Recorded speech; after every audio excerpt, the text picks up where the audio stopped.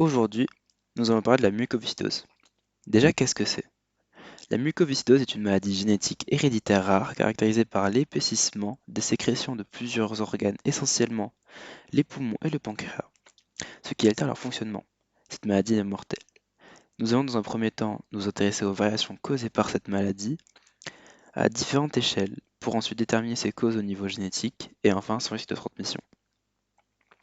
Donc premièrement, les différentes échelles du phénotype de la maladie.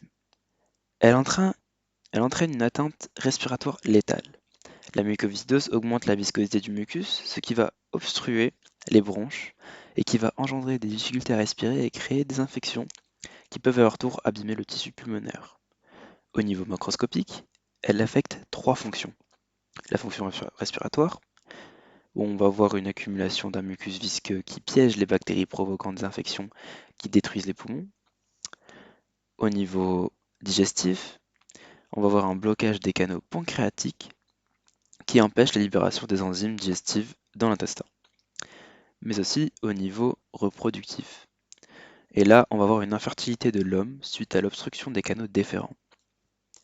Au niveau cellulaire, dans l'épithélium pulmonaire, elle engendre une accumulation de bactéries et de débris cellulaires dans le mucus d'une personne atteinte et une plus grande présence de celui-ci. Une personne non atteinte a un mucus moins développé et celui-ci laisse plus d'espace pour que l'air puisse passer. Dans une coupe de bronche observée au microscope, on peut voir que la bronche non contaminée est très visible et on peut y voir distinctement les différents éléments de la cellule, alors que la bronche contaminée, on ne voit que le mucus visqueux qui couvre la cellule. Au niveau moléculaire, une protéine dénommée CFTR est à l'origine de la mucoviscidose. Après sa production de cytoplasme, cette protéine s'implante dans la membrane et permet la sortie de l'enchlorure, ce qui est nécessaire à la production d'un mucus fluide. Cependant, lorsque cette protéine est absente ou anormale, le chlorure ne peut plus circuler à travers la membrane cellulaire. Deuxième partie, son déterminisme génétique. Donc la mucoviscidose est une maladie qualifiée comme étant monogénique car elle est due à la mutation d'un seul gène. Cette maladie héréditaire à transmission autosomique récessive du gène CFTR. La protéine CFTR est située sur le chromosome 7 et près de 2000 mutations différentes ont été identifiées. Certaines entravent la production de cette molécule et d'autres en produisent des défectueuses, ce qui va empêcher que le chlorure ne circule et du coup engendre la mucoviscidose. En 3, les risques de transmission. Donc la mucoviscidose est une maladie autosomique récessive, c'est-à-dire que les deux parents, s'ils sont porteurs sains, doivent être porteurs du gène muté pour transmettre la maladie à leur descendance. Cette maladie grave touche 6000 Français et réduit l'espérance de vie jusqu'à 50 ans. La mucoviscidose est la plus fréquente des maladies génétiques héréditaires graves dans la population caucasienne et elle concerne environ une naissance sur 2500 en Europe et en Amérique du Nord.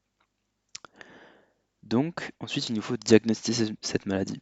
Donc, pour la diagnostiquer, il y a le test de la sueur. Il se fait en trois étapes: l'obtention de la sueur, le recueil de la sueur et la détermination de la concentration en chlorure.